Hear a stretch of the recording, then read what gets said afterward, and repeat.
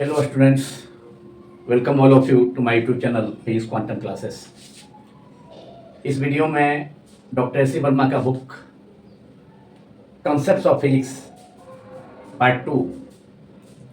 का chapter 30 Gauss's law का exercises problems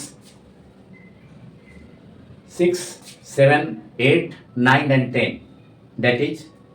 6 to 10 का कंप्लीट सॉल्यूशंस किया जाएगा, जो इस चैप्टर का पार्ट 2 और वीडियो नंबर 2 है। यह video class 12 physics, IIT JEE, NEET and other plus 2 level के इंट्रेंसेस के लिए हेल्पफुल होगा। First of all, exercises problem 6 chapter 30 Gauss's law, book concepts of physics part 2 written by doctor S C Verma. तो सबसे पहले question number 6, a charge capital Q is placed at a distance a/2 above the center of a horizontal square of edge small a as shown in figure 30E1. Find the flux of the electric field through the square surface. इस problem में एक horizontal square है, एक क्षैतिज वर्ग है, जिसके centre केंद्र से a/2 डिस्टेंस पर चार्ज कैपिटल Q रखा जाता है, जिसे फिगर 30E1 जो बुक का फिगर है, बुक में भी डायग्राम दिया गया है, उसमें दर्शाया गया है, शो किया गया है, रिप्रेजेंट किया गया है। तो इस स्क्वायर सरफेस से पास करने वाला इलेक्ट्रिक फील्ड का flux, that is electric flux, विद्युत फ्लक्स ज्ञात करना है, मालूम करना है। इस क्षैतिज वर्ग से गुजरने वाला विद्युत फ्लक्स कितना होगा उसे मालूम करना है। Now we have to solve it. अब इसका सॉल्यूशन किया जाए। इस प्रॉब्लम का सॉल्यूशन में गॉसेस लॉ का यूज करना होगा। एंड गॉसेस लॉ में हम जानते हैं कि गॉसेस लॉ तभी अप्लाई होता है, तभी यूज किया जाता है, जब कोई चार्ज किसी क्लोज सरफेस और गॉसियन सरफेस के अंदर इंक्लूड हो। यहाँ चार्ज कैपिटल Q जो गिवन स्क्वायर के सेंटर से a/2 डिस्टेंस एबव है, ऊपर है, वह किसी भी इंक्लोज सरफेस के अंदर नहीं है। इसलिए इस स्क्वायर को बेस मानते हुए हम एक गॉसियन सरफेस, मतलब इस स्क्वायर के ऊपर एक गॉसियन सरफेस डिजाइन करना होगा, कंस्ट्रक्ट करना होगा, इमेजिन करना होगा, सपोज करना होगा। और वह गॉसियन सरफेस क्यूब होगा, एक घन होगा,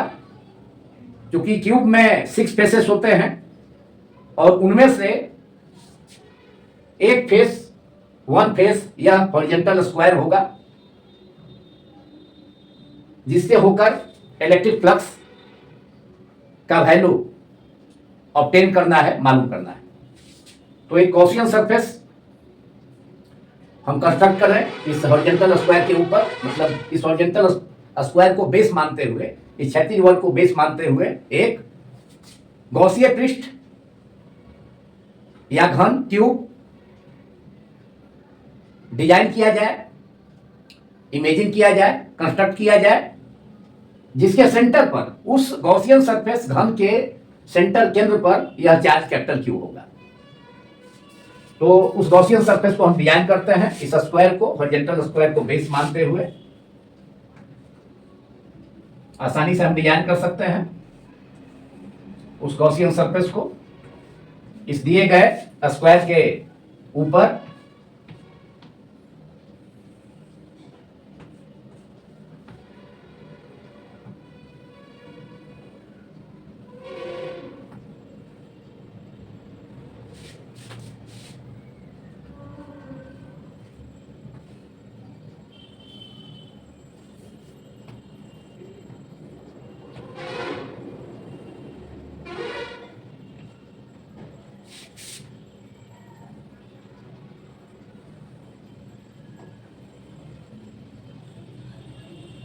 अब हमने वह Gaussian surface cube that is cube को डिजाइन कर दिया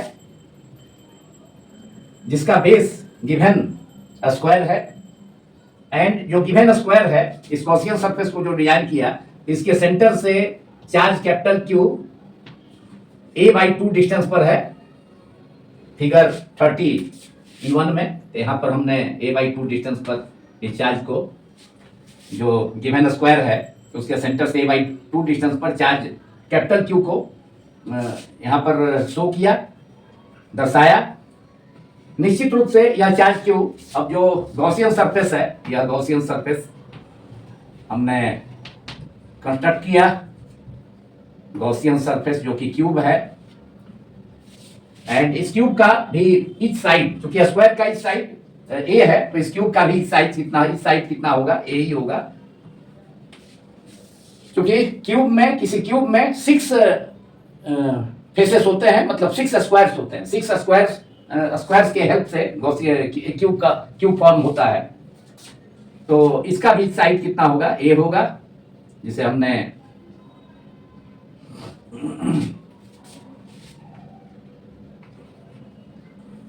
रिप्रेजेंट किया। तो इस क्यूब का जो गॉसियन सरफेस हमने कंस्ट्रक्ट किया इस स्क्वायर को बेस मानते हुए, तो इसका इस साइड जो है स्क्वायर के साइड के इक्वल होगा, मतलब इच फेस इस क्यूब का एक स्क्वायर होगा एंड जो गिवन स्क्वायर है वह बेस है, इसको हम सैडेड कर देते हैं। The given horizontal square is shaded,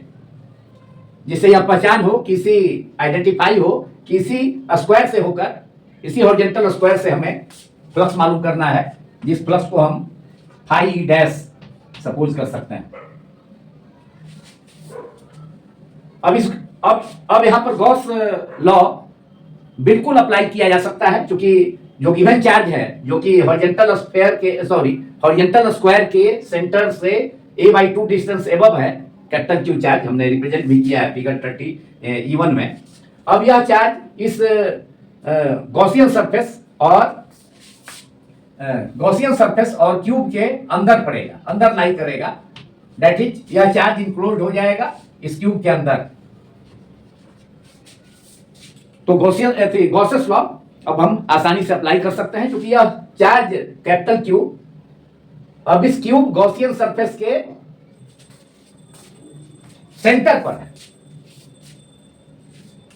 हम जानते हैं कि गॉसेस लॉ से हम जानते हैं कि किसी गॉसियन सरफेस से पास करने वाला, उसके और फेसेस से पास करने वाला टोटल इलेक्ट्रिक फ्लक्स उस गॉसियन सरफेस के अंदर लाई करने वाला चार्ज का 1/0 टाइम्स होता है। इस गॉसियन सरफेस के अंदर कितना चार्ज है कैपिटल क्यू, जो कि अब गॉसियन सरफेस या और क्यूब के सेंटर पर है। तो क्योंकि क्यूब में 6 फेसेस होते हैं, दैट इज 6 स्क्वायर्स होते हैं, उनमें से जो गिवन स्क्वायर है वह एक फेस है। One of the face is the given square of the entire cube और गॉसियन सरफेस। तो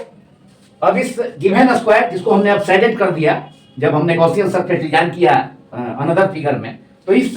सरफेस से पास करने वाला फ्लक्स कितना हो जाएगा, तो write down using Gauss's law electric flux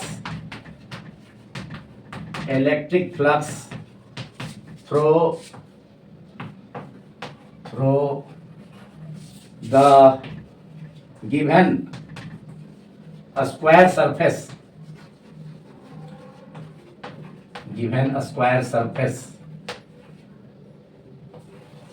is phi dash, उसे हम सपोज करें phi dash इज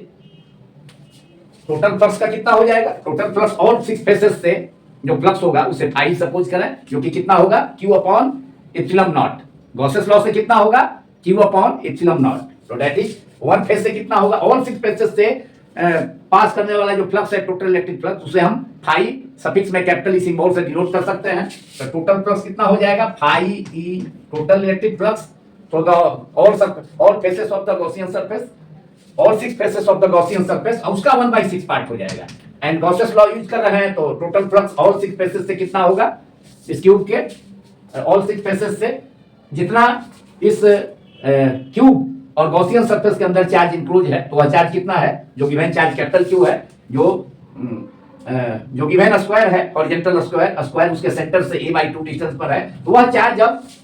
क्यूब के अंदर गॉसियन सरफेस के अंदर इंक्लोज हो गया। तो जितना चार्ज इंक्लोज होगा इस गॉसियन सरफेस के अंदर क्यू कैपिटल क्यू, उसका 1/ε0 टाइम्स होगा। So it is now 1/6 multiplied by capital Q upon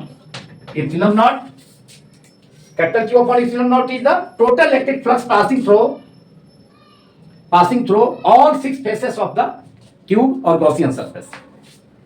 तो जो गिवन हॉरिजॉन्टल सरफेस है वह इस गॉसियन सरफेस का केवल वन ऑफ द फेसेस है। Out of 6 faces of the cube केवल यह स्क्वायर वन फेस है, इसलिए इस फेस से पास करने वाला साइडेड जो पोर्शन है या जो साइडेड स्क्वायर है, जो गिवन स्क्वायर है, उसको हमने साइडेड स्क्वायर कर दिया आइडेंटिफाई करने के लिए। तो उससे प्लस कितना हो जाएगा, टोटल प्लस का 1/6 हो जाएगा। And total plus Gauss's law से कितना हो गया, इस क्यूब के अंदर इंक्लोज होने वाले चार्ज का 1/ε0 times, that is Q upon ε0, and ये टोटल प्लस हो गया। जबकि इस गिवन हॉरिजॉन्टल सरफेस साइडेड जो स्क्वायर है उससे प्लस कितना हो जाएगा, 1/6 हो जाएगा। क्योंकि यह जो ऑल फेसेस है, मतलब 6 स्क्वायर्स हैं इस जो कंस्ट्रक्टेड क्यूब और गॉसियन सरफेस है, तो उसका 1/6 हो गया। सो final answer is phi dash electric flux through the given horizontal square is q upon 6, it's 1/6 multiplied by q upon ε0, that is q upon 6 ε0 answer. एक बहुत ही बढ़िया प्रॉब्लम है जिसे 12 बोर्ड्स के फिजिक्स पेपर्स में भी यूजुअली पूछा जाता है।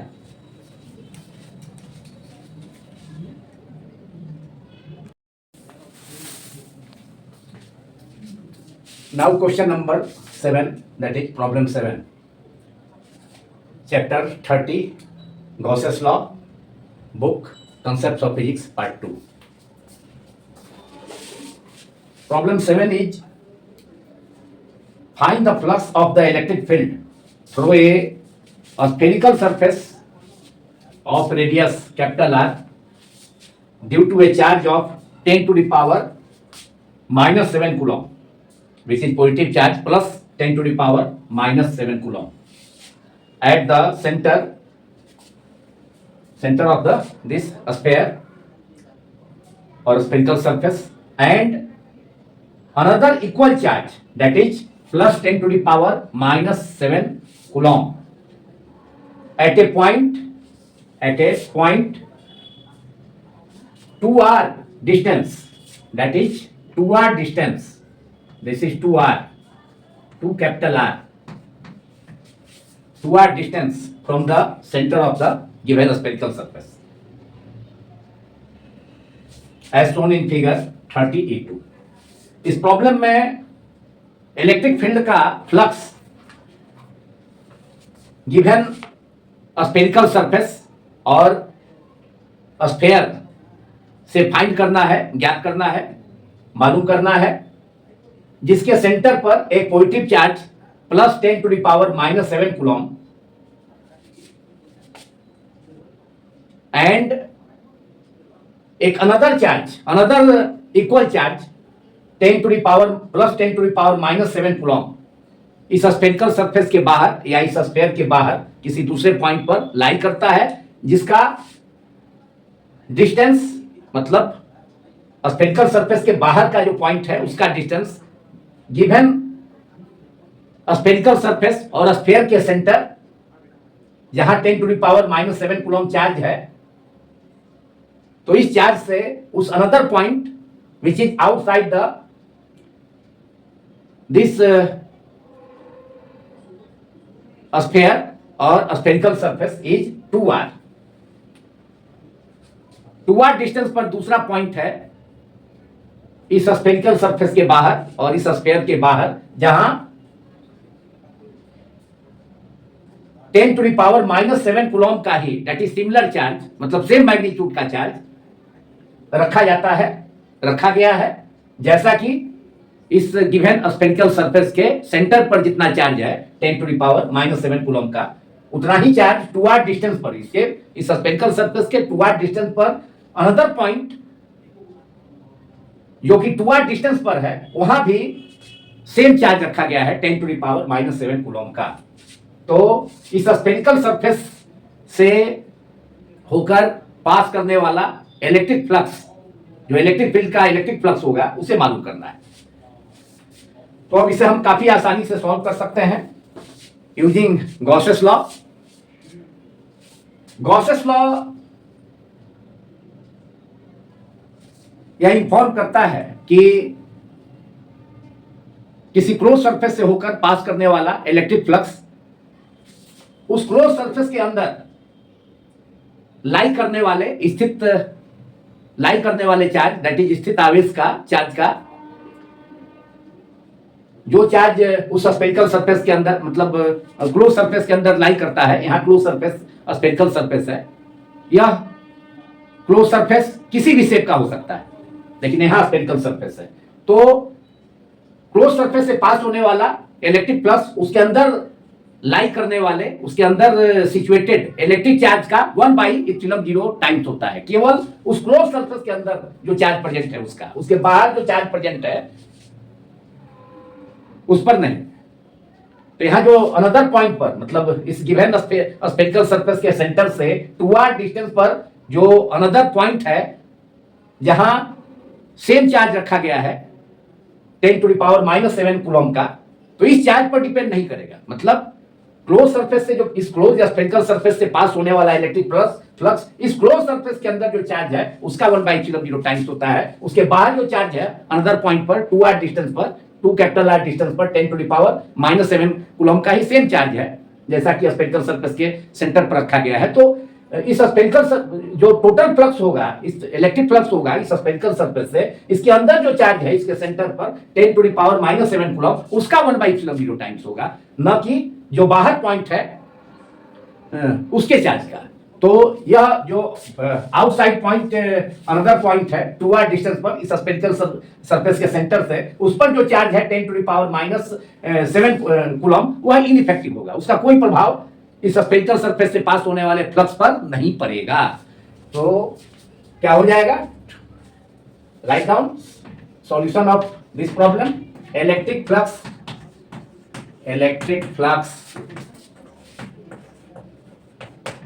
Through using Gauss's law. Electric flux using, पहले नोट यहां पर लिखे यूजिंग गॉसेस लॉ, सॉल्यूशन में यूजिंग गॉसेस लॉ। उसके बाद electric flux through the given spherical surface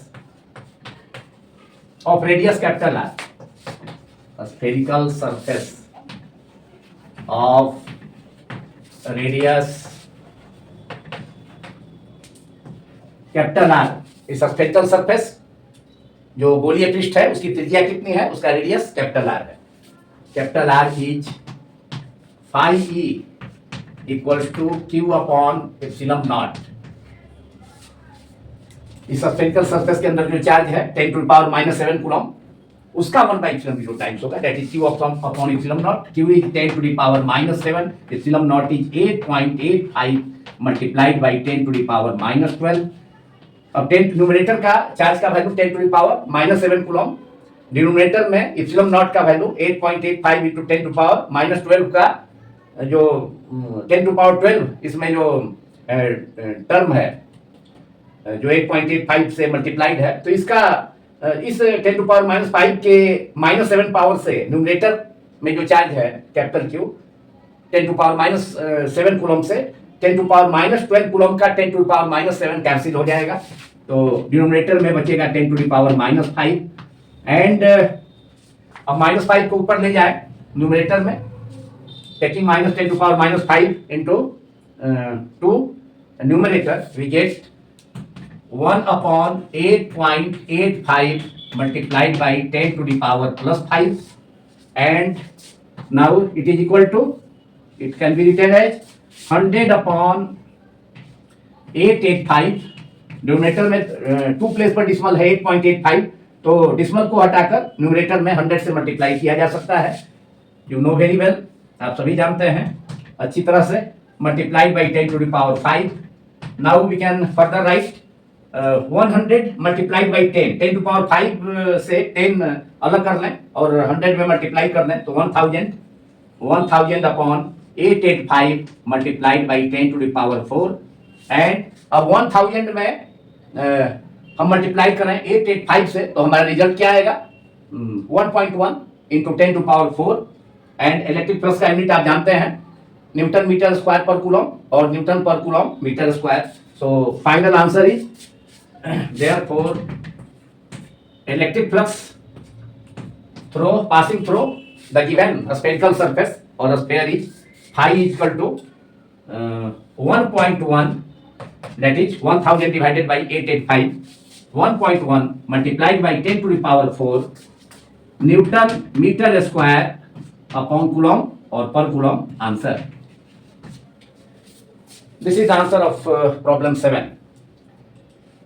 Phi is equal to 1.1 into 10 to power 4 Newton meter square per coulomb, where phi is the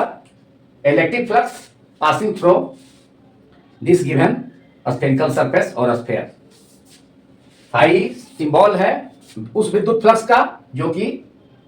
इस spherical surface से पास करेगा, जिसका answer 1.1 into 10 to power 4 newton metre square पर coulomb.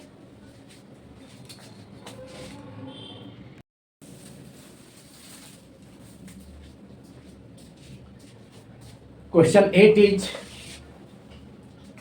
a charge capital Q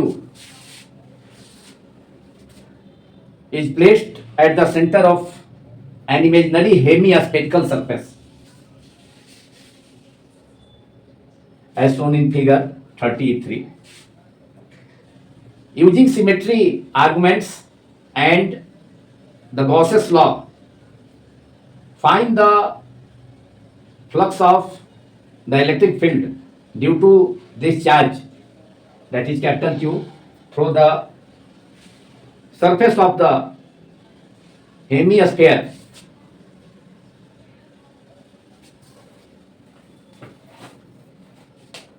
question 8 में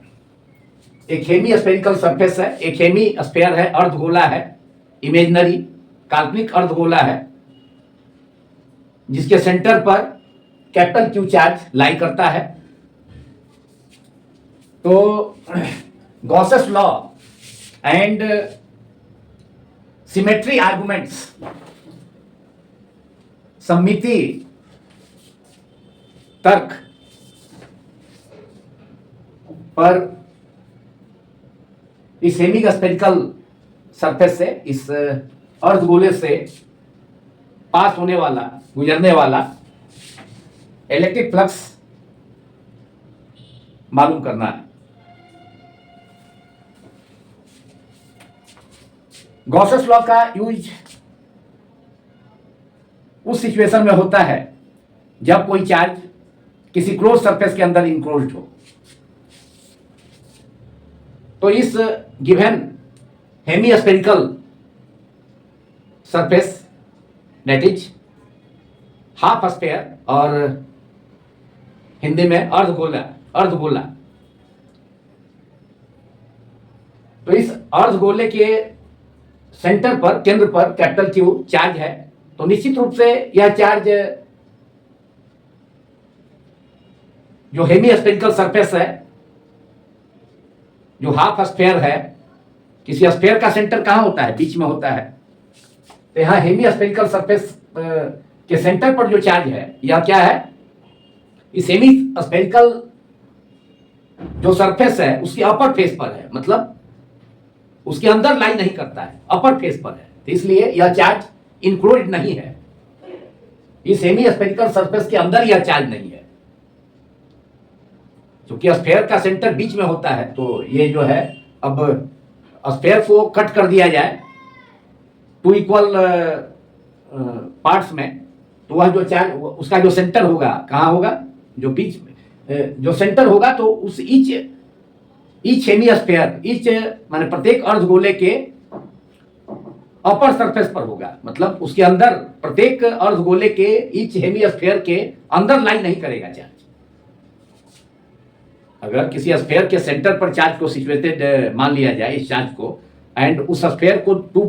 equal parts में divide कर दिया जाए, तो उसका सेंटर कहां होगा? पर ईच हेमिस्फीयर के, मतलब ईच हेमिस्फीयर के सरफेस से, मतलब इसका अपर सरफेस पर होगा, इसका जो इसके ऊपर वाला जो हेमिस्फीयर होगा उसके बॉटम, मतलब लोअर सरफेस पर होगा, मतलब जो कट किया हुआ सरफेस है वहां होगा। लेकिन यह charge each of the hemispheres के अंदर लाइन नहीं करेगा। तो गॉस, या तो सिमेट्री की बात हुई, तो सिमेट्री से क्या होगा? क्योंकि अगर किसी स्फीयर के अंदर यह चार्ज होगा तो सिमेट्री से क्या होगा? अगर उस स्फीयर को टू इक्वल पार्ट्स में डिवाइड कर दिया जाए और यह चार्ज इनिशियली उस स्फीयर के सेंटर पर होगा, तो हेमिस्फीयर का जो एरिया होगा वह पूरे एरिया, माने पूरा जो स्फीयर है उसके एरिया का क्या होगा? हाफ होगा, दैट इज 2πr²। जबकि इंटायर स्फीयर का एरिया कितना होगा? 4πr²। तो यह जो चार्ज क्यू है, मतलब इंटायर चार्ज तो क्यू है, तो पूरे अगर स्फीयर के सेंटर पर है तो ईच स्फीयर के सेंटर पर कितना चार्ज से ईच हेमिस्फीयर के सेंटर पर कितना चार्ज होगा? q/2 symmetry, from symmetry. And Gauss's law से किसी क्लोज सरफेस से पास करने वाला इलेक्ट्रिक फ्लक्स उसके अंदर लाई करने वाले चार्ज का 1/0 टाइम्स होता है। तो यहाँ तो चार्ज जो है हेमिस्फीयर के सेंटर पर है, तो यहाँ जो लोअर हेमिस्फीयर है उसके सेंटर पर होने का मतलब है कि इसके अपर सरफेस पर है, इस चार्ज के इस हेमिस्फीयर के अंदर लाई नहीं करता है, तो इसलिए यह क्लोज सरफेस के अंदर नहीं है। इसको, इस चार्ज को इंक्लोज करने के लिए इसका मतलब एक अपर हेमिस्फेरिकल सरफेस भी कंस्ट्रक्ट करना होगा, जो गॉसियन और वह पूरा इंटायर जो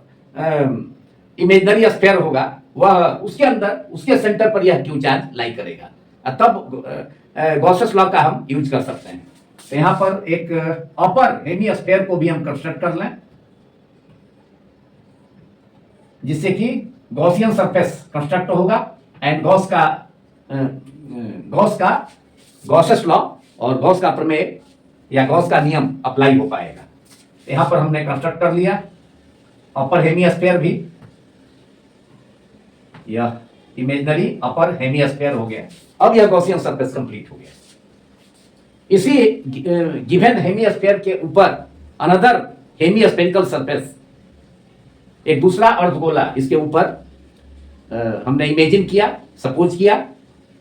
अब यह क्यू चार्ज जो कि जो लोअर हेमिस्फेरिकल सरफेस या निचला जो अर्धगोला है उसके सेंटर पर था, तो अपर हेमिस्फीयर के भी सेंटर पर होगा।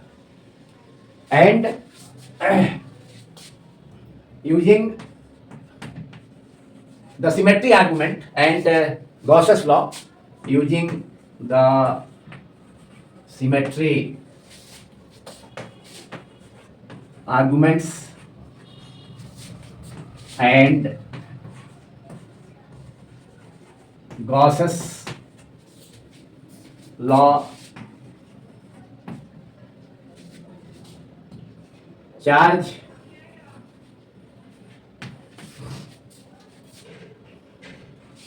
एसोसिएटेड विथ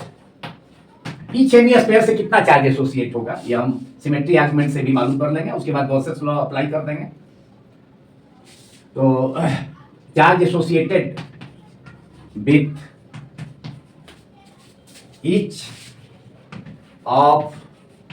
द हेमिस्फीयर्स, प्रत्येक अर्धगोले से अपर हेमिस्फीयर जो हमने कंस्ट्रक्ट किया डॉटेड से, एंड जो गिवन हेमिस्फीयर लोअर हेमिस्फीयर है वह तो गिवन है, जिसके सेंटर पर चार्ज है, मतलब उसके अपर फेस पर है जो कटा हुआ फेस है। तो hemisphere, each of the hemispherical surfaces is Q dash, total charge Q है, अभी सेमी स्फीयर से कितना चार्ज बिलोंग करेगा वह मालूम कर सकते हैं। तो सरफेस चार्ज डेंसिटी सिग्मा होता है चार्ज पर यूनिट एरिया, तो क्यू अपॉन टोटल एरिया पूरे इंटायर स्फीयर का। एक ही हमने अपर हेमिस्फीयर को डिजाइन कंस्ट्रक्ट किया, सपोज किया, तो अब एक कंप्लीट स्फीयर बन गया, मतलब दोनों upper hemispherical surface and lower hemispherical surface combined होकर के अब एक स्फेरिकल सरफेस हो गया। तो सिग्मा जो होता है, sigma is equal to charge पर unit area, therefore charge is equal to sigma multiplied by area. अब इंटायर स्फीयर का जो सरफेस चार्ज डेंसिटी होगा sigma multiplied by sigma, surface charge density का सिंबल है charge upon area, area of the sphere या area of the half semi area of the hemispherical surface. इस hemispherical surface के लिए हम मालूम कर रहे हैं चार्ज कितना होगा। तो पहले इंटायर स्फीयर से जो पर चार्ज होगा वह कितना होगा, इंटायर स्फीयर के अंदर जो चार्ज क्यू है उसका वैल्यू कितना होगा, तो sigma into A and sigma into 4 pi R square. तो टोटल ये टोटल चार्ज का वैल्यू हो गया जो कि इंटायर मतलब स्फेरिकल सरफेस जो हमने अपर हेमिस्फीयर को, ऊपरी और गोले को भी डिजाइन किया, कंस्ट्रक्ट किया, ये इमेजिन किया, तो जो चार्ज होगा कंप्लीट स्फीयर हो गया, तो उससे चार्ज उसके सेंटर पर जो चार्ज क्यू है वही चार्ज क्यू है sigma into 4 pi R square. तो ईच ऑफ द हेमिस्फीयर से कितना चार्ज होगा, associated charge Q dash is equal to again formula sigma multiplied by area of the hemisphere, A dash area suppose कर दिया जाए each of the hemisphere का, total area तो ये था, तो sigma multiplied by area of the hemisphere कितना हो जाएगा, पूरा इंटायर स्फेरिकल सरफेस का, इंटायर स्फेरिकल सरफेस और स्फीयर का, ओके, उसका कितना हो जाएगा, उसका हाफ हो जाएगा, मतलब इंटायर जो गॉसियन सरफेस कंस्ट्रक्ट हो गया, ये तो entire spherical surface means Gaussian surface. अब यह गॉसियन सरफेस हुआ तभी गॉस थ्योरम हम अप्लाई कर पाएंगे, या Gauss's law, Gaussian surface that is spherical surface हो गया ये, स्फेरिकल सरफेस जिसमें कि टू हेमिस्फीयर्स होंगे, एक अपर हेमिस्फीयर जो हमने डॉटेड से कंस्ट्रक्ट किया एंड दूसरा जो गिवन पहले से जो बॉटम वाला जो हेमिस्फीयर है वह तो पहले से है, पहले वाला गोला तो है। तो क्यू डैश अब माने each of the hemispherical surfaces से जो चार्ज एसोसिएटेड होगा वह Q dash equal to charge equal to sigma surface charge density multiply by area, तो एरिया डैश, तो sigma equal to area each hemisphere का कितना होगा, इंटायर स्फेरिकल सरफेस का 4 पाई आर स्क्वायर, तो ईच हेमिस्फीयर का 2 पाई आर स्क्वायर, तो ये this is sigma into 2 pi R square and sigma into 2 pi R square क्या है, कैपिटल क्यू हमने चार्ज टोटल जो चार्ज इंटायर स्फेरिकल सरफेस से एसोसिएटेड जो चार्ज है उसके अंदर जो चार्ज है क्यू, उसका वैल्यू कितना था sigma into 4 pi R square, या कितना हो गया sigma into 2 pi R square, तो क्या हो गया ये निश्चित रूप से ये क्या है, क्यू बाई 2 है, इसमें 2 से डिवाइड कर दें, कैपिटल क्यू बाई 2 कर दें तो इतना आ जाएगा, that is Q upon 2 sigma into 2 pi R square is total charge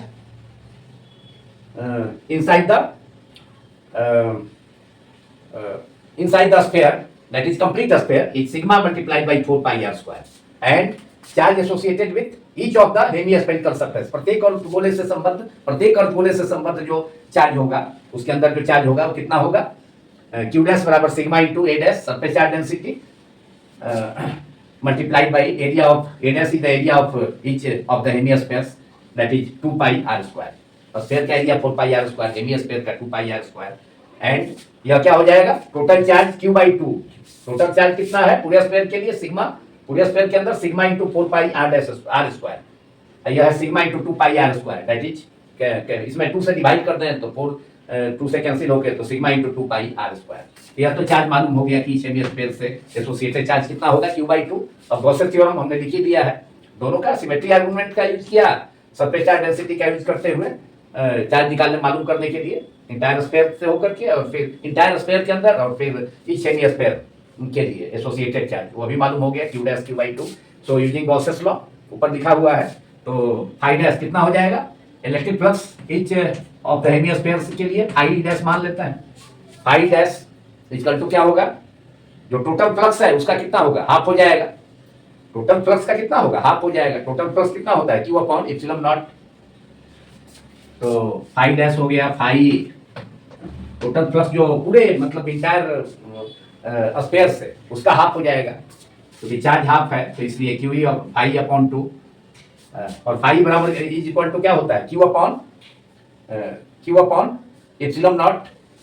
तो phi upon 2 that is phi is Q upon epsilon naught, and Q dash तो हो गया कितना, क्यू डैश तो क्यू बाई 2 है ही, मतलब कैसे चार्ज हाफ हुआ Q by 2, each of the hemisphere से रिलेटेड हुआ हो गया, तो क्यू अपॉन 2 एप्सिलॉन नॉट। तो phi dash equal to total entire जो गॉसियन सरफेस हो गया तो इंटायर स्फीयर उससे फ्लक्स हो जाएगा कितना, Q by epsilon naught, and each of the hemisphere से कितना हो जाएगा, उसका हाफ हो जाएगा। Phi dash equal to phi upon 2,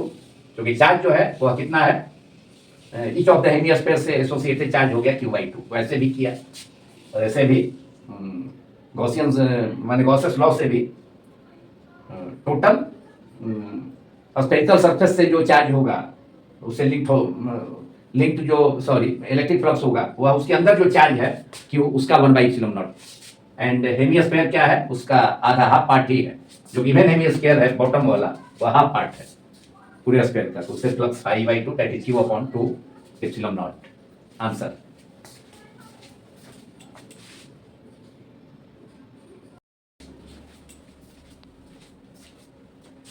now problem 9, chapter 30 Gauss's law, book concepts of physics part 2। A spherical volume contains a uniformly distributed charge of density, that is volume charge density 2.0 multiplied by 10 to the power minus 4 coulomb per meter cube. Find the electric field at a point inside the volume at a distance 4.0 cm from the center of the charged sphere. इस problem में एक charge sphere है जिसका volume charge density रो का value कितना है, 2 × 10 to the power -4 coulomb पर metre cube है। तो इस चार्ज स्फीयर के, इस यूनिफॉर्मली चार्ज स्फीयर के सेंटर से 4 सेंटीमीटर डिस्टेंस पर पॉइंट पी सपोज किया जाए, small r equal to 4 centimetre, जो कि इस यूनिफॉर्मली चार्ज स्फीयर के सेंटर से 4 सेंटीमीटर डिस्टेंस पर पॉइंट पी सपोज किया जाता है, तो वहाँ इलेक्ट्रिक फील्ड का वैल्यू कितना होगा। इलेक्ट्रिक फील्ड को हम इलेक्ट्रिक फील्ड इंटेंसिटी को कैपिटल ई से डिनोट करते हैं, तो यहाँ हमने दर्शाया भी है, रिप्रेजेंट किया है। इसका डायरेक्शन किधर होगा,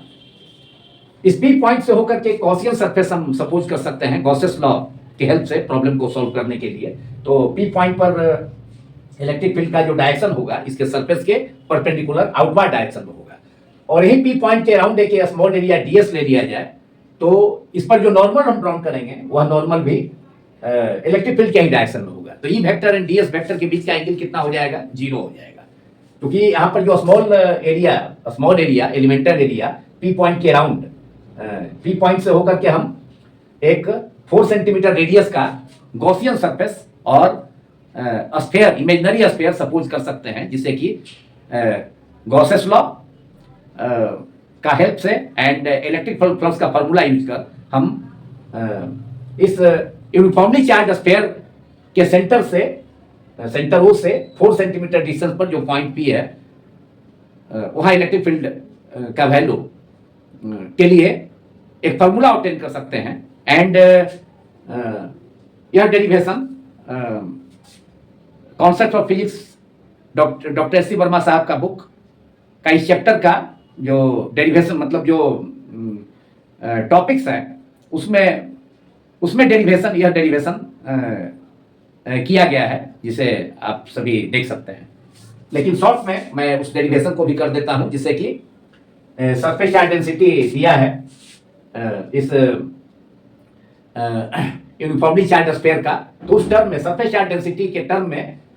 इसके इंटरनल, इस यूनिफॉर्मली चार्ज स्फीयर के इंटरनल पॉइंट पर इलेक्ट्रिक फील्ड इंटेंसिटी का मैग्नीट्यूड के लिए एक्सप्रेशन ऑब्टेन हो जाएगा। तो इसके लिए पी पॉइंट से होकर के हमने 4 सेंटीमीटर रेडियस का एक गॉसियन सरफेस सपोज करेंगे। तो इलेक्ट्रिक फ्लक्स का फॉर्मूला एंड गॉसेस लॉ के हेल्प से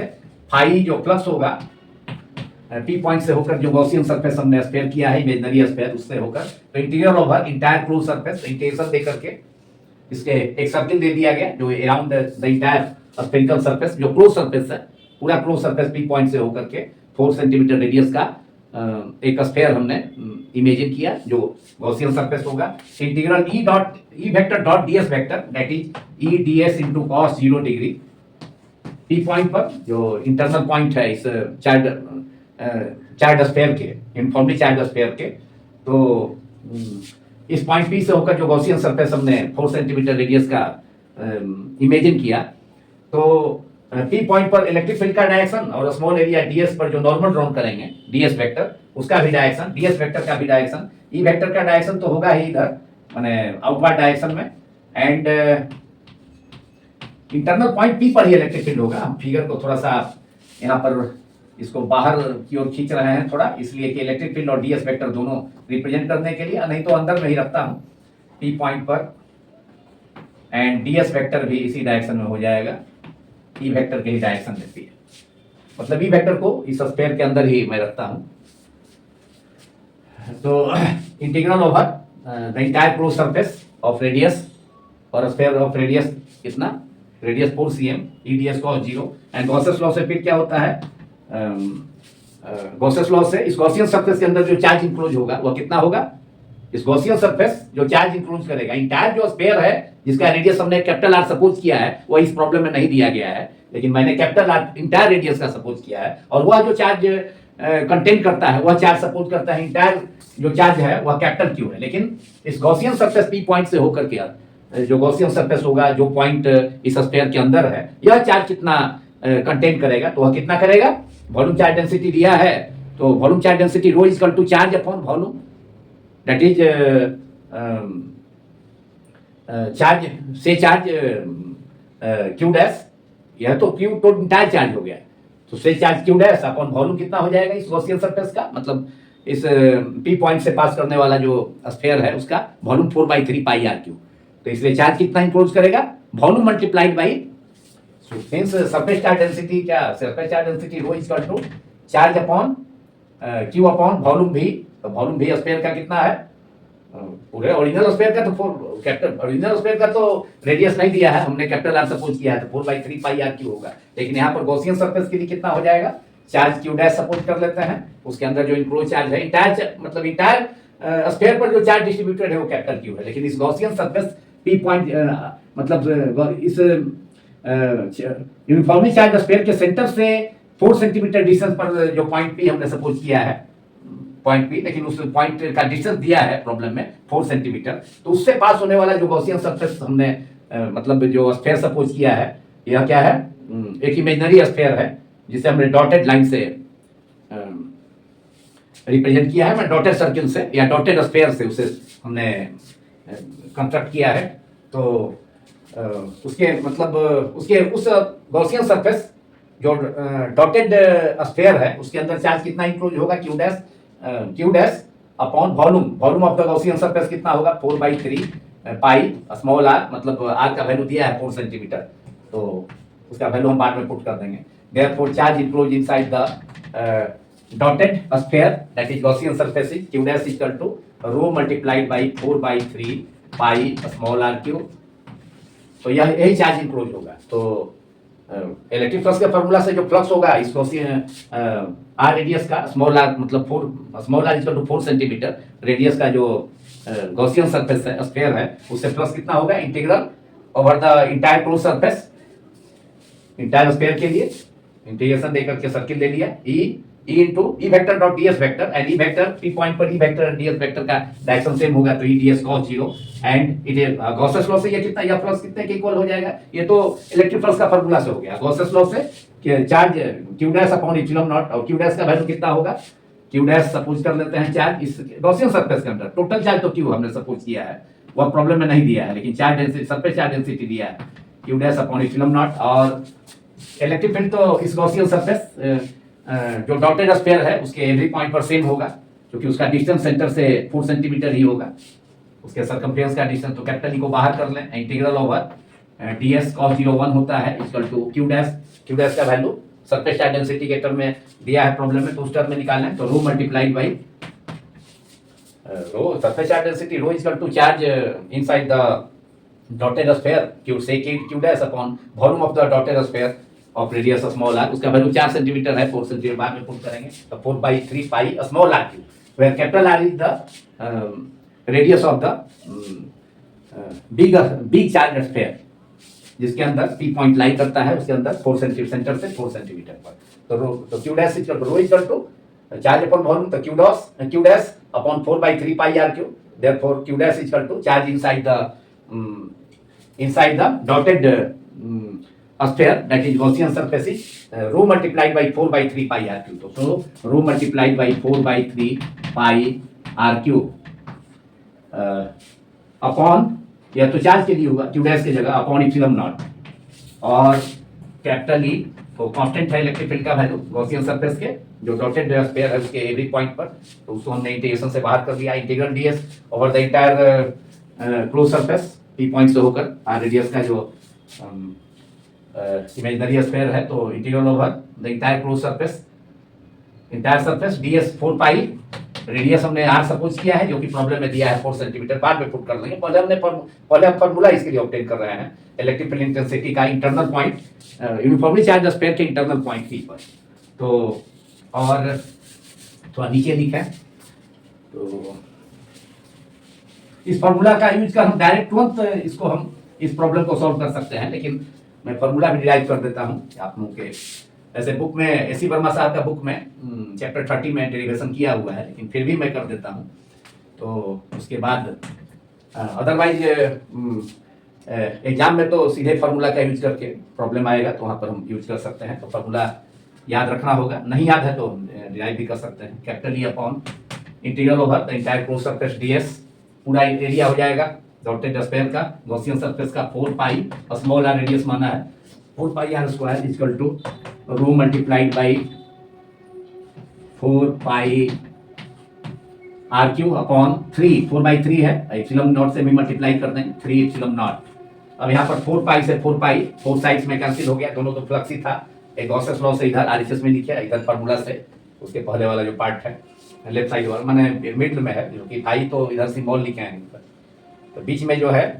phi equal to integral over the entire close surface Gaussian surface जो रिप्रेजेंट करता है ds cos 0। तो ये फार्मूला से हो गया, इलेक्ट्रिक फोर्स का फार्मूला से हो गया, गॉसेस लॉ से phi equal to q dash upon epsilon naught, दोनों को इक्वेट कर दिए। तो यहाँ से r स्क्वायर से r स्क्वायर LHS में है, न्यूमरेटर में r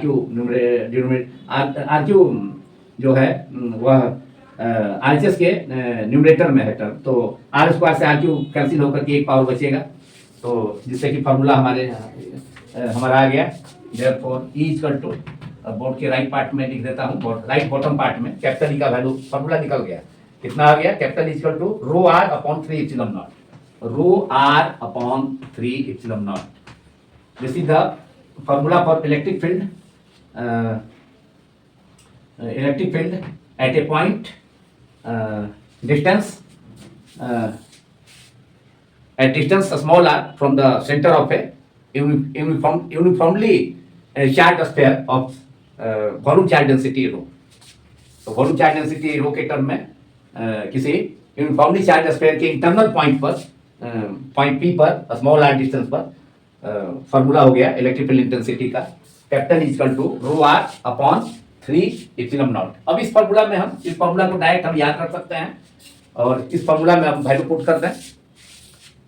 रो का वैल्यू दिया है, r भी दिया है, एप्सिलॉन नॉट का वैल्यू हम जानते हैं, तो आसानी से हम इस प्रॉब्लम का आंसर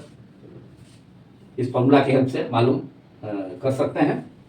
तो इसके लिए मैं बोर्ड के लेफ्ट पार्ट को इरेज करता हूं, क्योंकि वॉल्यूम चार्ज डेंसिटी की जरूरत है जो विभिन्न, तो देयरफॉर ई का जो फार्मूला है सबसे लेफ्ट पार्ट में, बोर्ड के राइट बॉटम पार्ट में हमने फार्मूला ऑब्टेन कर लिया। यूनिफॉर्मली चार्ज स्फीयर के सेंटर से स्मॉल आर डिस्टेंस पर इंटरनल पॉइंट उस चार्ज स्फीयर के इंटरनल पॉइंट पर इलेक्ट्रिक फील्ड का फॉर्मूला हमने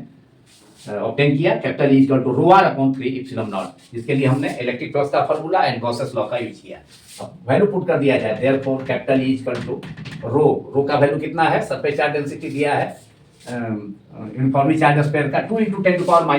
× 10⁻⁻4 multiplied by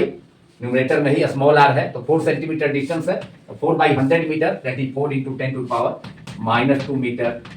divided by 3 epsilon naught, जो फॉर्मूला हमने ऑब्टेन किया उसमें 3 एप्सिलॉन नॉट कितना हो गया 8.85 × 10⁻⁻12। अब यहाँ पर -4 -2 न्यूमरेटर में -6 और 10⁻⁻12 के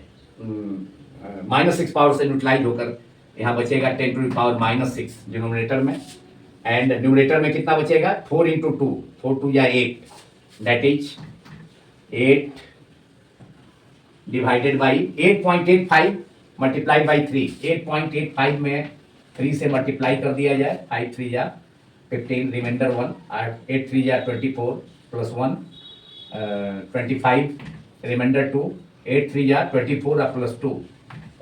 26.55, तो 8 अपॉन न्यूमरेटर में तो 8 बता 4 multiplied by 2, -4 -2 -6 10 to power numerator का 10 टू पावर -12 एप्सिलॉन 0 का वैल्यू में जो 10 का पावर है उससे उसके -6 पावर से न्यूट्रलाइज होकर 10 टू पावर -6 बचा, एंड डिनोमिनेटर में तो 4 2 या 8 हो गया न्यूमरेटर में, एंड डिनोमिनेटर में 8.85 multiplied by 3 26.55 multiplied by 10 to power +6 हो जाएगा, -6 न्यूमरेटर में है, न्यूमरेटर में जाकर 10 टू पावर +6। अब इस we can write it equal to capital E uniformly charge sphere के इंटरनल पॉइंट पर इलेक्ट्रिक फील्ड इंटेंसिटी का magnitude capital E equal to, अब 8/26.25 है तो डिनोमिनेटर में 2 प्लेस पर डिसिमल है तो उसे हटाने पर न्यूमरेटर में 100 से मल्टीप्लाई कर लेंगे, that is 800/2655 multiplied by 10 to power 6 है, 10 टू पावर 6 से भी अगर हम 10 अलग कर लें, 10 टू पावर 6 को we can write 10 × 10 to power 5, and यहाँ 800 हो गया है न्यूमरेटर में, अब तो 800 multiplied by 10 that is 8000/2655 multiplied by 10 to the power 5। तो अब थोड़ा सा इरेज करना होगा बॉटम पार्ट में, जो बोर्ड के बॉटम पार्ट में जो डेरिवेशन था उसको, जो लास्ट टर्म है उसको, तो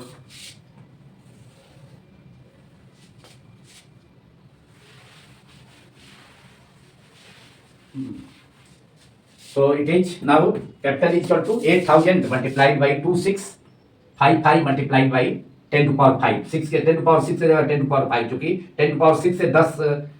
मतलब 10 को हमने अलग कर लिया, माने मतलब 10 to power 5 × 10 × 10 to power 5 और उसको 800 में मल्टीप्लाई कर दिया, तो 8000/2655 multiplied by 10 to the power 5, and 2655 से 8000 में डिवाइड करेंगे तो ये 3 टाइम्स 3 टाइम्स मतलब 3 × 10 टू पावर 5 3 बार चला जाएगा, तो 3 × 10 टू पावर 5 न्यूटन पर कूलम आंसर। एग्जैक्टली तो कैंसिल नहीं होगा, लेकिन 3 से मतलब 3.1 होगा, मतलब उसको हम 3 करेंगे 6965 2655 मल्टीप्लाइड बाई 3, तो 6965, वहाँ 8000 है तो नियरली मतलब 3 से ऊपर ही होगा, लेकिन उसे हम राउंड ऑफ कर 3 × 10 to power 5, nearly 3 × 10 to power 5 newton पर कूलम आंसर। तो यह यूनिफॉर्मली चार्ज स्फीयर के सेंटर से 4 सेंटीमीटर डिस्टेंस पर इंटरनल पॉइंट जो हमने डायग्राम में भी स्केच किया है P पर इलेक्ट्रिक फील्ड इंटेंसिटी का वैल्यू होगा 3 × 10 टू पावर 5 न्यूटन पर कूलम, एंड इलेक्ट्रिक फील्ड का जो फार्मूला एग्जाम में हम सीधे फार्मूला यूज करेंगे, मैंने थोड़ा डेरिवेशन भी बता दिया गॉसेस लॉ के हेल्प से, वैसे एसी वर्मा साहब के बुक में देख सकते हैं, इसी चैप्टर में डेरिवेशन है इसका। तो capital is equal to uniformly charge sphere के इंटरनल पॉइंट पर electric field intensity capital is equal to rho R upon 3 epsilon naught. ये इलेक्ट्रिक मतलब ये वॉल्यूम चार्ज डेंसिटी माने चार्ज यूनिफॉर्मली चार्ज स्फीयर के वॉल्यूम चार्ज डेंसिटी के term में है, एंड चार्ज के टर्म में भी ये फॉर्मूला हम ऑब्टेन कर सकते हैं। रो इज इक्वल टू चार्ज मतलब टोटल चार्ज स्फीयर के लिए जिस पर चार्ज अगर कैपिटल क्यू है तो उस टर्म में भी हम ला सकते हैं, इसे ऑब्टेन कर सकते हैं। Rho equal to 4 capital Q upon 4/3 pi R cube रख करके रो का वैल्यू हम ऑब्टेन कर सकते हैं कितना, capital equal to capital Q small R upon 4 pi epsilon naught into capital R Q. जो हम लोग अब नेक्स्ट जो प्रॉब्लम और लास्ट प्रॉब्लम इस वीडियो का उसमें हम लोग यूज करेंगे। तो यहाँ पर जो आंसर हो गया यूनिफॉर्मली चार्ज स्फीयर जिसका surface charge density rho equal to 2 × 10⁻⁻4 coulomb पर मीटर क्यूब है, उसके इंटरनल पॉइंट पर स्फीयर के सेंटर से 4 सेंटीमीटर डिस्टेंस पर electric field intensity capital is equal to 3 × 10⁵ newton पर कूलम। आंसर।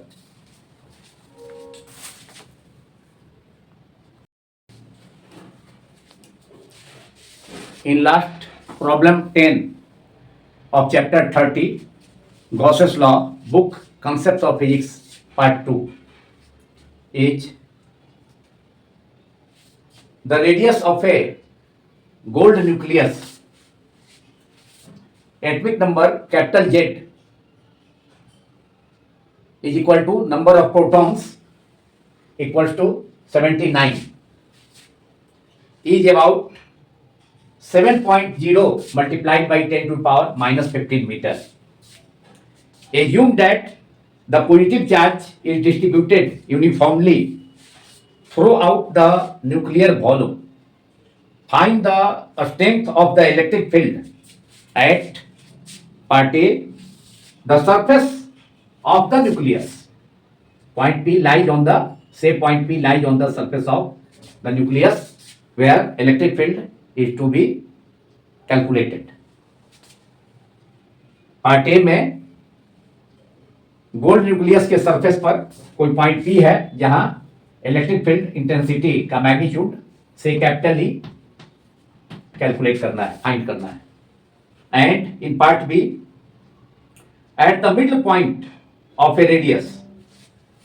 सेकेंड केस में मतलब पार्ट बी में गोल्ड न्यूक्लियस के अंदर रेडियस के मतलब रेडियस कितना है 7 × 10⁻⁻15 मीटर रेडियस आर है, इसके मिड पॉइंट पर। तो now point P lies on the mid point of the radius, that is point P lies inside the gold nucleus. Situation B में मतलब इस प्रॉब्लम का पार्ट बी में पॉइंट पी गोल्ड न्यूक्लियस के अंदर लाई करता है, इनसाइड लाई करता है, मतलब रेडियस के मिड पॉइंट पर है, मतलब सेंटर से r/2 डिस्टेंस पर इलेक्ट्रिक फील्ड इंटेंसिटी फाइंड करना है पार्ट बी में। जबकि पार्ट ए में गोल्ड न्यूक्लियस के सरफेस पर एनी पॉइंट से पी, उस पॉइंट पर इलेक्ट्रिक फील्ड इंटेंसिटी मतलब इलेक्ट्रिक फील्ड का वैल्यू कैलकुलेट करना है, फाइंड करना है। जबकि गोल्ड न्यूक्लियस का रेडियस नियरली 7.0 × 10⁻⁻5 मीटर है, capital R equal to. And point P का डिस्टेंस भी जब सरफेस पर है तो स्मॉल आर भी किसके बराबर हो जाएगा, सेंटर से न्यूक्लियस का मिड पॉइंट से पी पॉइंट जब न्यूक्लियस के सरफेस पर है तो small R distance capital R मतलब रेडियस के इक्वल हो जाएगा, जिसे पार्ट ए में फाइंड करना है। तो दोनों सिचुएशंस में मतलब उसके लिए मैंने अलग से diagram figure A part A के लिए and figure B part B के लिए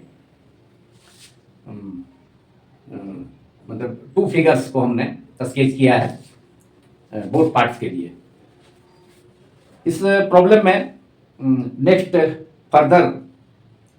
भी कुछ है। Remembering that gold is a conductor, it is justified to assume that the positive charge is uniformly distributed over the entire volume of the nucleus and does not come to the outer surface. मतलब यह इस problem में यह याद दिलाया जा रहा है या याद कराया जा रहा है कि गोल्ड कंडक्टर है, तो क्या यह जस्टिफाइड होगा कि यह एज्यूम करना कि पॉजिटिव चार्ज यूनिफॉर्मली डिस्ट्रीब्यूटेड है इंटायर गोल्ड न्यूक्लियस पर, मतलब इंटायर गोल्ड न्यूक्लियस में चार्ज यूनिफॉर्मली डिस्ट्रीब्यूटेड है, क्या यह जस्टिफाइड होगा? And does not come out to the outer surface, and वह चार्ज न्यूक्लियस के आउटर सरफेस पर नहीं आता है। तो अगर चार्ज कंडक्टर के केस में चार्ज आउटर सरफेस पर लाई करता है, लेकिन यहां बात न्यूक्लियस की है, तो न्यूक्लियस का case non conducting charge sphere का केस होगा, although gold is a conductor, but nucleus is the case of uniformly charged non conducting sphere. तो इस सिचुएशन में मतलब न्यूक्लियस के केस में उसके अंदर का जो चार्ज है वह सरफेस पर बाहर नहीं जा सकता है, लेकिन अगर कंडक्टिंग स्फीयर होता तो उस सिचुएशन में चार्ज कंडक्टर के आउटर सरफेस पर लाई करता है। लेकिन यहां बात न्यूक्लियस की है, इसलिए यहां बात कुछ अलग ही है।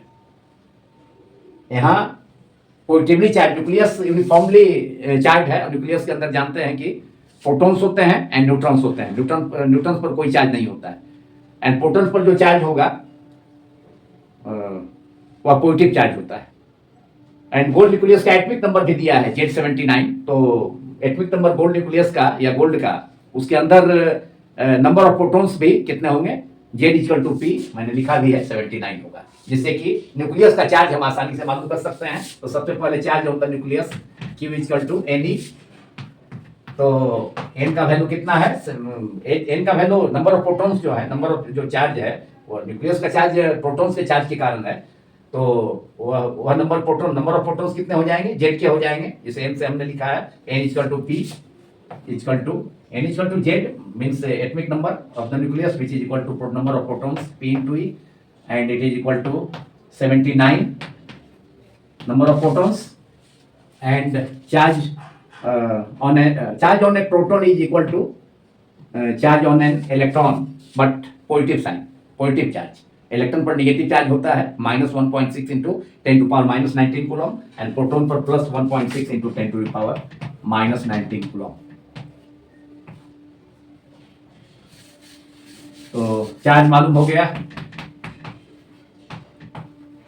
Q=79 मल्टीप्लाइड बाई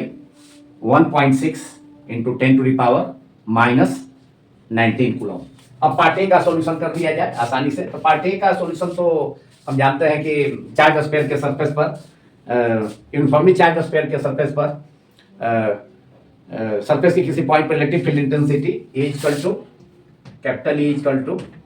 जब पॉइंट सरफेस पर है, डायग्राम में भी हमने स्केच किया है, K multiplied by Q। Charge Q हमें मालूम हो गया है, गोल्ड न्यूक्लियस का जो चार्ज है Q/r²। डिस्टेंस जो है सरफेस के लिए क्या होगा, distance small r capital R radius के इक्वल हो जाएगा, एंड K का value 1/4πε0, which is equal to 9 into 10⁻⁹। So right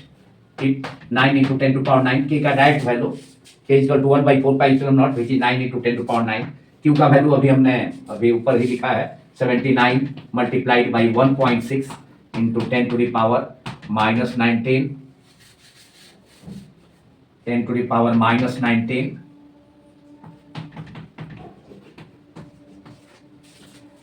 divided by radius of the gold nucleus is 7 into 10⁻⁻15। तो r की जगह रिप्लेस करना है 7 इंटू 10⁻⁻15 का होल स्क्वायर। तो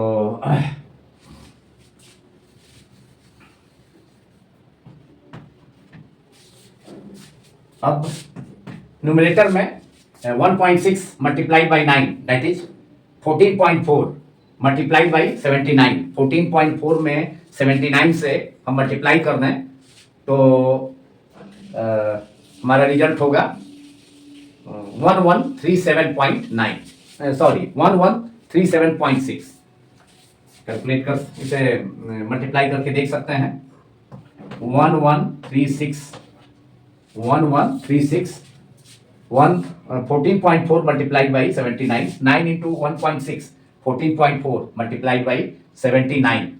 is equal to 1137.6 1137.6 यह हम ऑब्टेन कर सकते हैं।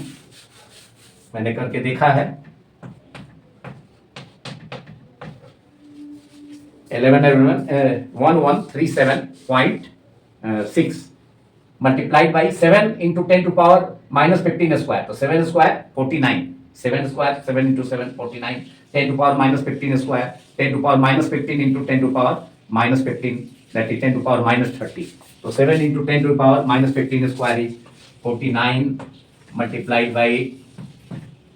10 to the power minus 30 and numerator में भी अभी पावर है। अभी तो हमने 79 मल्टीप्लाइड बाई 1.6 इंटू 9 का रिजल्ट कितना होगा 1137.6। पावर भी है 10 to the power plus 9 multiplied by 10 to power minus 19 that is 10 to the power power मतलब फोर टर्म्स के पावर को ऐड करने पर 10 to power minus 10 to the power minus 10 तो न्यूमरेटर में पावर कितना होगा 10 का 10 टू पावर माइनस 10 डिनोमिनेटर में 10 टू पावर माइनस 30 इससे पावर कैंसिल हो गया तो 10 to the power minus 20 denominator में बचेगा। तो ऊपर न्यूमरेटर में ले जाने पर न्यूमरेटर में taking 10 to power minus 20 to the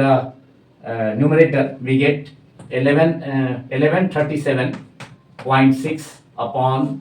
49 multiplied by 10 to the power 20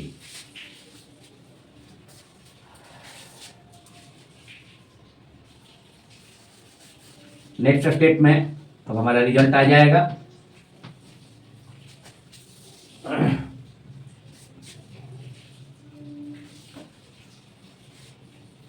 अब अगर हम इस टर्म में 10 to power 20 answer 10 to power 21 मतलब इस प्रॉब्लम का आंसर 10 टू पावर 21 के ऑर्डर का है तो उसके लिए 10 से मल्टीप्लाई कर दिया जाए इस टर्म में एंड 10 से डिवाइड कर दिया जाए। तो 10 से डिवाइड करेंगे तो 1137.6 में 10 से डिवाइड कर देंगे तो 113.76 अपॉन 49 एंड मल्टीप्लाई डिनोमिनेटर में करना है तो 10 टू पावर 21 हो जाएगा। तो ई का जो वैल्यू है वह हो जाएगा 1113.76 divided by 49 multiplied by 10 to the power 21 अब 113.11 मतलब 113.76 में 49 से डिवाइड कर दें तो अब हमारा रिजल्ट आ जाएगा 2.32 multiplied by 10 to the power 21 2.32 multiplied by 10 to the power 21 electric field intensity है यूनिट होगा न्यूटन पर मीटर आंसर। तो गोल्ड न्यूक्लियस के सरफेस के किसी पॉइंट पर जो कि रेडियस गोल्ड न्यूक्लियस का radius 7 into 10 to power minus 5 metre के बराबर डिस्टेंस होगा तो वहां पर electric field intensity capital E का वैल्यू कितना हो गया 2.32 multiplied by 10 to power 21 newton per metre. तो पार्ट ए का सॉल्यूशन हो गया इस प्रॉब्लम का। Capital E equal to electric field intensity at any point lie on the surface of the gold nucleus is 2.32 multiplied by 10 to the power 21 newton per metre. अब part B में इसी question का इसी problem का part B में यह मालूम करना है कि गोल्ड न्यूक्लियस का रेडियस के मिड पॉइंट पर और मिड पॉइंट पर इलेक्ट्रिक फील्ड इंटेंसिटी कितना होगा। तो इसके लिए अभी हमने इसके प्रीवियस प्रॉब्लम में यूनिफॉर्मली चार्ज स्फीयर के किसी इंटरनल पॉइंट पर, यानी इंटरनल पॉइंट पर इलेक्ट्रिक फील्ड इंटेंसिटी का एक्सप्रेशन ऑब्टेन किया था। उसे हमने वॉल्यूम चार्ज डेंसिटी के टर्म में ऑब्टेन किया था एंड चार्ज के टर्म में भी बाद में उसे बताया था। तो यहाँ पर चार्ज है न्यूक्लियस का, गोल्ड न्यूक्लियस का, तो उसके टर्म में हम उस एक्सप्रेशन को लिख सकते हैं। तो अब वह पॉइंट बी, क्योंकि गोल्ड न्यूक्लियस के रेडियस के मिड पॉइंट पर है, तो वह पॉइंट क्या होगा, अंदर होगा। तो बी पार्ट का सॉल्यूशन अब electric field intensity at the mid point of the radius of the gold nucleus, that is distance is now a small r is equal to distance of midpoint of the radius from the center of the gold nucleus is r equals to capital R by 2. Gold nucleus का radius भी मालूम है 7, that is 7/2 multiplied by 10 to power minus 5, that is 3.7/2 3.5 into 10 to the power minus 5 metre as. अब charge के term में होगा, यह जो फॉर्मूला होगा उसे मैं लिखता हूं चार्ज के टर्म में, जिसे हमने डिराइव भी किया था इस फॉर्मूला को प्रीवियस प्रॉब्लम में, प्रॉब्लम 9 में। तो इलेक्ट्रिक फील्ड इंटेंसिटी किसी यूनिफॉर्मली चार्ज्ड स्फीयर, यानी यूनिफॉर्मली चार्ज स्फीयर के इंटरनल पॉइंट पर, उसके सेंटर से, यूनिफॉर्मली चार्ज स्फीयर के सेंटर से स्मॉल आर डिस्टेंस पर कितना होता है, हमने ऑब्टेन किया था capital E equal to K multiplied by capital Q, और कैपिटल Q मतलब that is charge of the gold nucleus multiplied by a small R, distance of that point, that is distance of the midpoint of the radius from its center, that is center of the gold nucleus. So capital E is equal to K multiplied by capital Q or small q upon capital R Q. So electric field intensity at the internal point of the gold nucleus, that is at the midpoint of the radius, is capital Q multiplied by capital Q multiply K multiplied by, पहले K ही लिख लिया जाए, K multiplied by capital Q। Capital Q क्या है, charge on the gold nucleus, जो charge हमें मालूम भी है 79 multiplied by 1.6 into 10 to the power minus 19 coulomb. तो K 1/4 पाई एप्सिलॉन नॉट, इसका वैल्यू 9 इंटू 10 टू पावर 9 हम लोग डायरेक्ट यूज कर सकते हैं। तो K multiplied by capital Q upon capital R Q multiplied by numerator में स्मॉल r, तो K capital Q multiplied by small r divided by R Q, where K is 1/4 pi epsilon naught is equal to 9 into 10 to the power 9, और अभी K के रूप में ही रहने दें, K capital Q, small r कितना है R/2, स्मॉल r मतलब गोल्ड न्यूक्लियस के सेंटर से रेडियस के मिड पॉइंट का डिस्टेंस कितना होगा R/2, small r equal to R/2। हमने फिगर बी, मैंने पार्ट बी का सॉल्यूशन के लिए फिगर बी स्केच किया है, उसमें पॉइंट पी को दिखाया है कि रेडियस के मिड पॉइंट पर पॉइंट पी है, तो गोल्ड न्यूक्लियस के सेंटर से पी पॉइंट का डिस्टेंस R/2 होगा। तो स्मॉल r की जगह R/2 लिखा जाए, पुट किया जाए R/2, एंड डिनोमिनेटर में कितना है RQ। अब R से यहाँ RQ डिनोमिनेटर में एक पावर कैंसिल हो गया, कितना बचा R²। तो अब हमारा एक्सप्रेशन गोल्ड न्यूक्लियस के रेडियस के मिड पॉइंट पर इलेक्ट्रिक फील्ड इंटेंसिटी के लिए एक्सप्रेशन भी आ गया, एंड उसे हम रिलेट कर देंगे सरफेस पर जो इलेक्ट्रिक फील्ड इंटेंसिटी है उसके टर्म में। Electric field intensity mid point of the radius. तो इसको ई डैश सपोज कर दिया जाए, electric field intensity at the mid point of the radius small R equal to R by two, that is 3.5 into 10 to power -15 metre. 1 छूट गया था, -5, तो -15 उसको लिखना है, -15 metre of the gold nucleus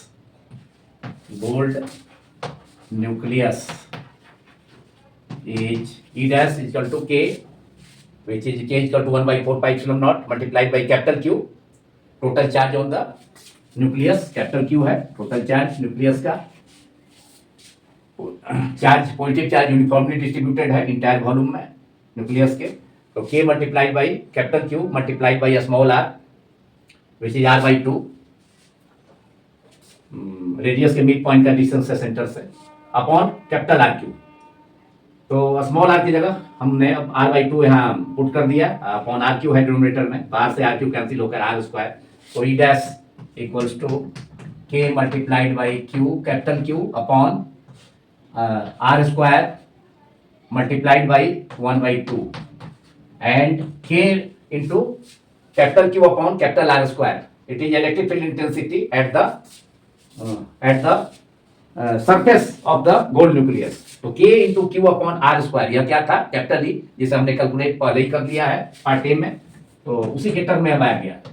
उसी के टर्म में अब गोल्ड न्यूक्लियस के रेडियस के मिड पॉइंट पर, जिसे हमने फिगर बी में स्केच किया है, R by two distance, gold nucleus के सेंटर से आर बाई टू डिस्टेंस पर इलेक्ट्रिक फील्ड इंटेंसिटी कितना होगा, ई डैश हमने सपोज किया है, E dash is the electric field intensity at distance at the E dash is the electric field intensity at the midpoint of the radius of the gold nucleus. So E dash is equal to K into Q, K is 1 by 4 pi epsilon naught into capital Q, charge on the total charge on the nucleus, gold nucleus, upon R square, हमारा result आया, multiplied by 1 by 2, that is K into Q upon R square is the electric field intensity at the surface of the gold nucleus, which is shown in figure A. ये हमने पहले ही obtain किया part A में, तो K capital Q upon R square is capital E multiplied by 1 by 2, that is E upon 2, और capital E that is electric field intensity gold nucleus के surface पर हमने capital E 2.32 into 10 to power 21 find किया था part A में, तो 2.32 multiplied by 10 to the power 21 upon 2. Now 2.32 divided by 2 is 2.32 में 2 से डिवाइड कर दें तो कितना हो जाएगा, यह रिजल्ट हो जाएगा 1.2 से एक बार गया तो 1 पॉइंट, फिर 2 से 3 में तो एक बार गया तो 1.16 multiplied by 10 to the power 21 Newton per coulomb. This is the answer of part B, which is the value of electric field intensity at the midpoint of the radius of the gold nucleus. That point lies inside the gold nucleus. Half way में है nucleus के, तो वहाँ electric field intensity का value ई dash, surface पर electric field intensity capital ई के value का half हो जाएगा। इस एक्सप्रेशन से क्लियर है, equal to 2.32 by 2 upon 10 to power 21, that is 1.16 into 10 to power 21 newton पर कूलम। तो यह इस पार्ट का सॉल्यूशन है। इसी के साथ यह वीडियो अब पूरा होता है, जिसमें डॉक्टर एस सी वर्मा का book concept of physics part 2 का चैप्टर 30 गॉसेस लॉ के प्रॉब्लम्स, एक्सरसाइजेज प्रॉब्लम 6 to 10 का सॉल्यूशन किया गया। उम्मीद है कि ये सभी प्रॉब्लम्स आप सभी को आसानी से समझ में आएंगे। Thanks so much for watching my YouTube channel.